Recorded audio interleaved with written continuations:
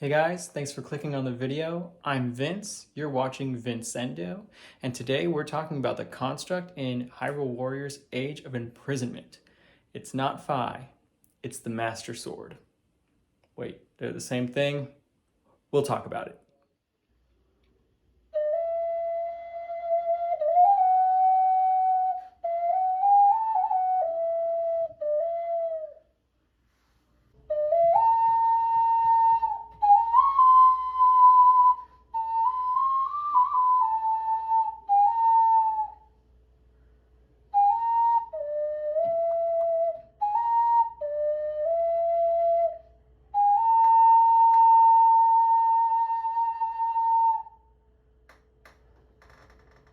Oh, I didn't see you there. I was just busy playing Phi's theme. So after this first trailer was revealed and they showed the construct building itself, everyone was like losing their minds, at least from what I saw, people making videos on this specific game.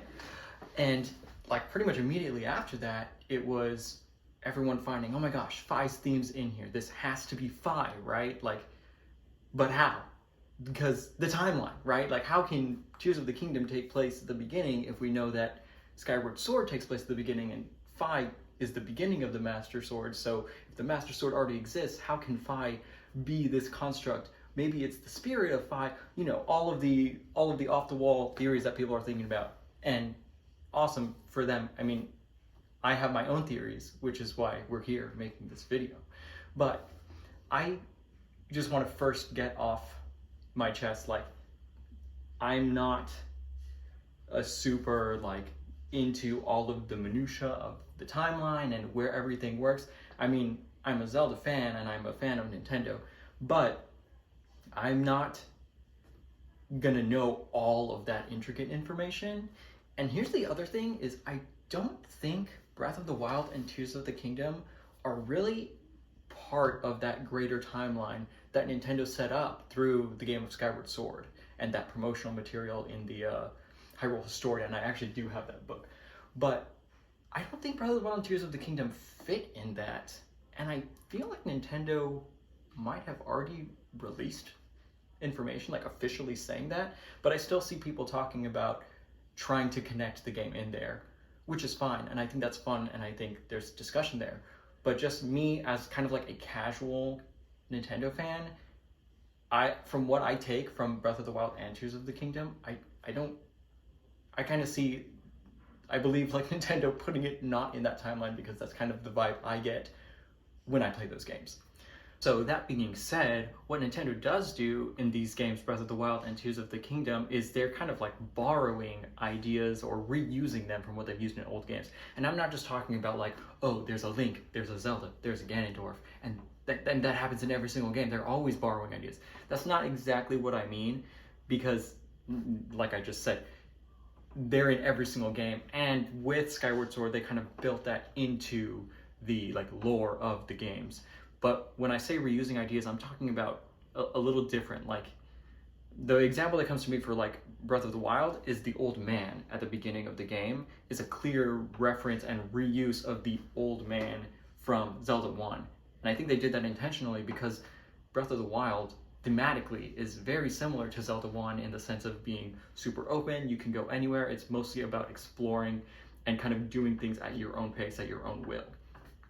Tears of the Kingdom, I feel like borrows a lot from Skyward Sword, and I don't think it was a coincidence that the remake for Skyward Sword came out, I can't remember if it was right before or right after, but I don't think that was a coincidence because game mechanically, you can see, you know, they're continuing to develop the stamina wheel and the paraglider. So yeah, mechanically that was in Breath of the Wild and Tears of the Kingdom.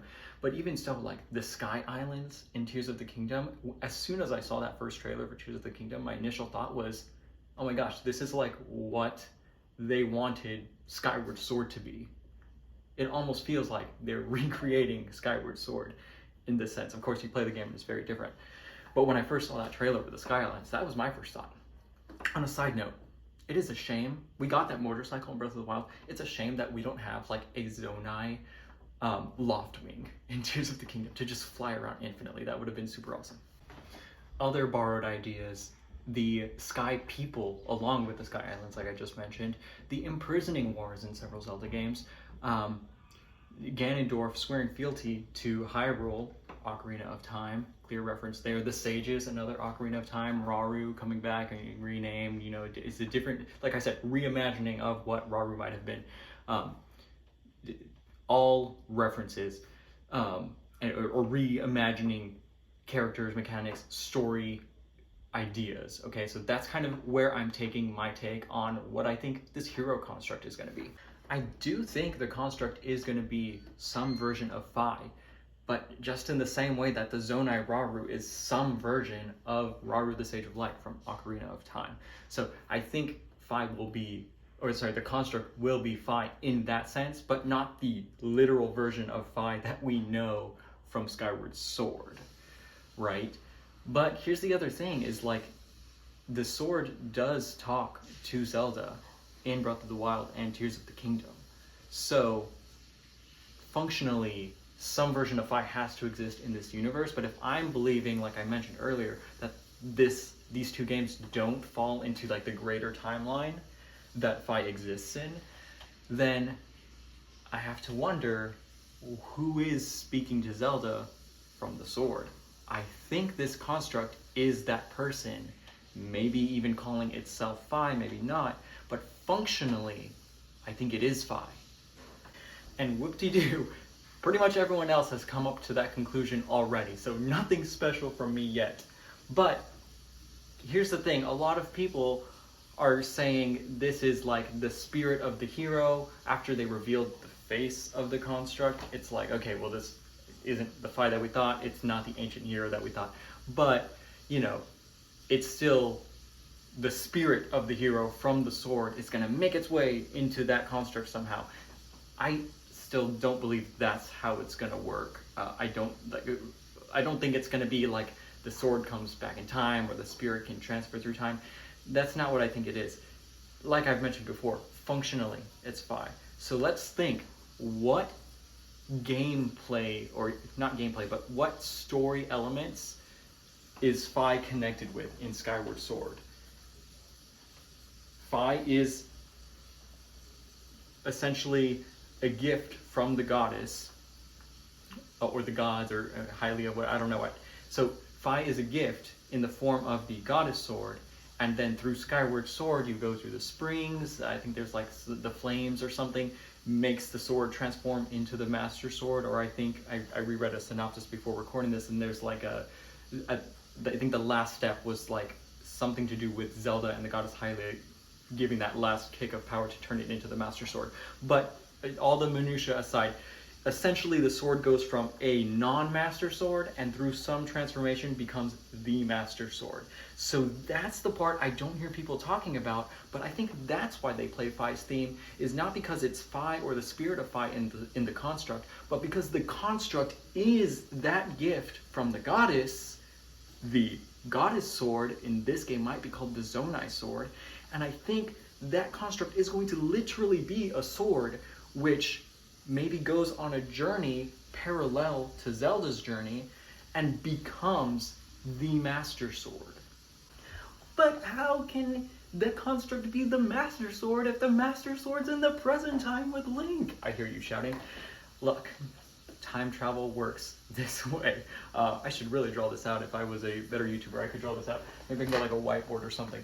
So basically, you have Link in Breath of the Wild, in the current time of Breath of the Wild that you play in, and that 100 years before that was when Calamity reawoken, all of the champions died, Link failed, then he was put to sleep, and then that's when you wake up 100 years later, right?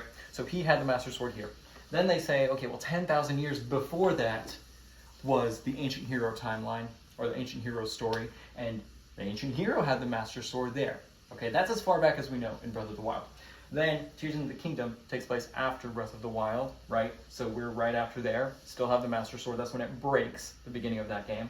And then, in the beginning of Link's part of that story, he sends it towards the end of Zelda's side of the story, which is even further back than the Ancient Hero. And so that oldest version of the sword is way in the past now until Zelda takes it back to the future and it becomes the Ultra Mega Sword. Ultra Mega Master Sword. So here's the thing, is we don't know how the ancient hero originally got the Master Sword. There is a Master Sword that the ancient hero would have had to have gotten, which would possibly exist in the time of Hyrule's founding, where Zelda ends up in Tears of the Kingdom. And a lot of people have also come to that conclusion. I'm not original in that idea. But I don't think I hear anyone talking about the possibility that there is not yet a Master Sword in Age of Imprisonment. I think a lot of people don't want to, or I think a lot of people haven't come to that conclusion yet because a lot of people are under the assumption that the sword already exists because of Skyward Sword. But again, like I said, reusing ideas, I think the construct is the original version of the Master Sword. So he's going to become the Zonai Sword and then get leveled up to the Master Sword and then at some point be left in the forest with the Deku Tree for the ancient hero to come across the Master Sword during that character's journey. I think it makes sense. And I think the construct getting revealed with the Brave Korok isn't a coincidence. Because it makes sense if those two are kind of in together in the story, then once this construct becomes the Master Sword, he will leave it with the Korok and or in some way leave it in the forest, which is where we know the sword sleeps when we find it in Breath of the Wild. I think that makes total sense. It makes too much sense. It has to be true, in my opinion. Something else that I think kind of supports this is in the demo footage. And if I can pull it up, I can. If it isn't obvious, this is my first YouTube video, so all the editing stuff might be whack. Anyway, in the demo footage, it kind of looks like they're about to find the the location underground where presumably this construct is getting built. So if you look at like the original trailer where they show the construct building itself, it looks like it's in some sort of chamber. And then I think in the second trailer, there's a scene of Minoru trying to access a room, and she gets like a denied, yeah, not authorized, right? And then in the demo footage, they show the first, I think Zelda's like level 5 or something in the demo that people played, and it's like in this underground area, there's the frogs and everything, and I think after that, they're going to unlock this chamber, or they're going to find the chamber but not have access to it as seen in the footage. And so if that is the location of the construct, to me it kind of makes sense that they would kind of, one of two things, they'd either find the construct early and then it be not quite the Master Sword but through the game level up, or it's kind of teased like, hey, there is something here, but you don't really unlock it until later in the game once you kind of have unlocked this Master Sword, if that makes sense.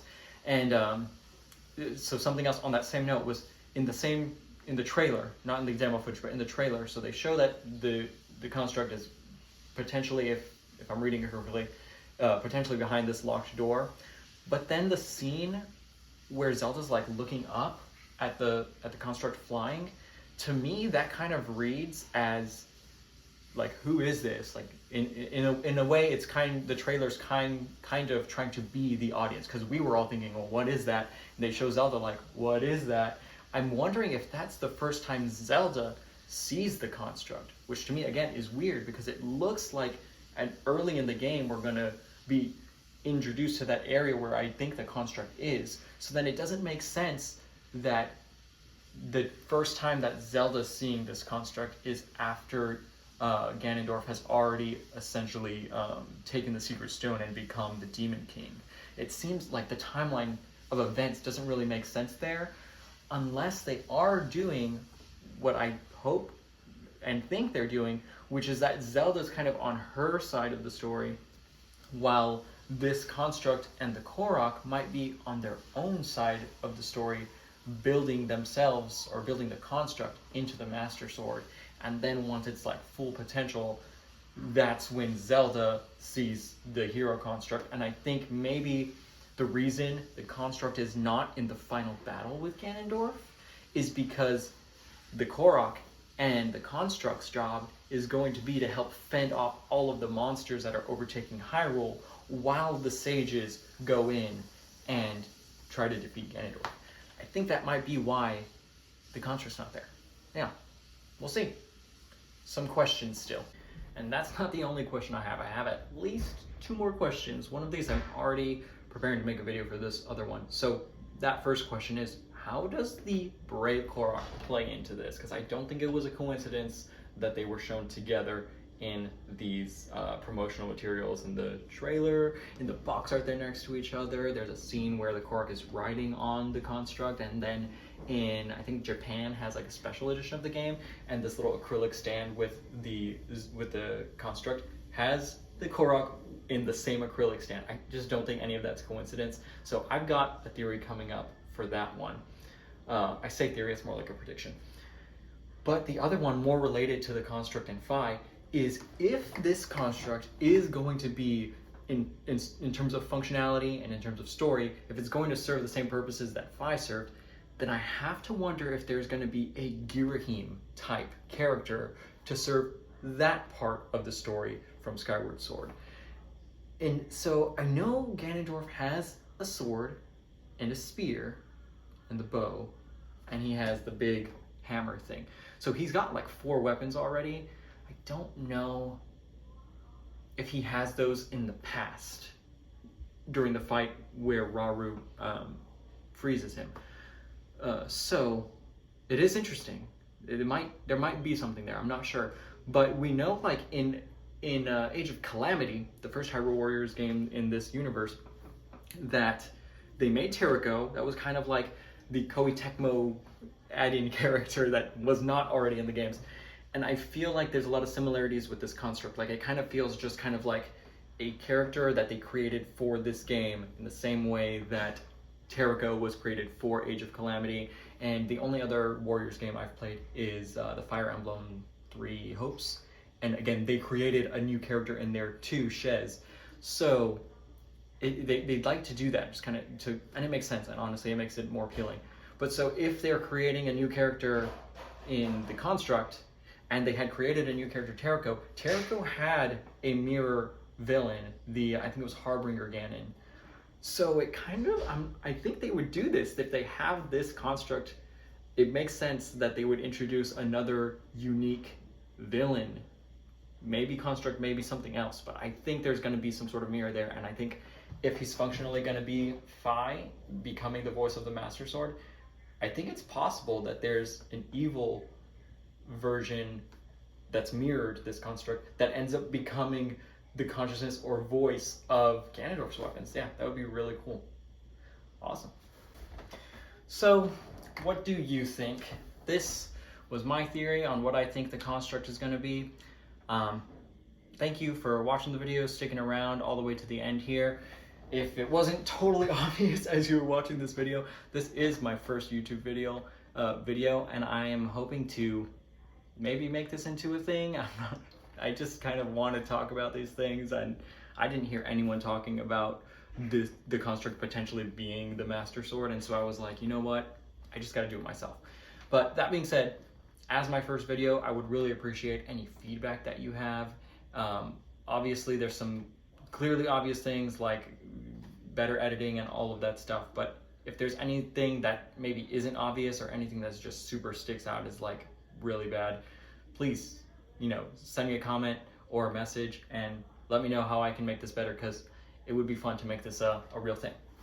Thanks, and we'll see you again in the next video.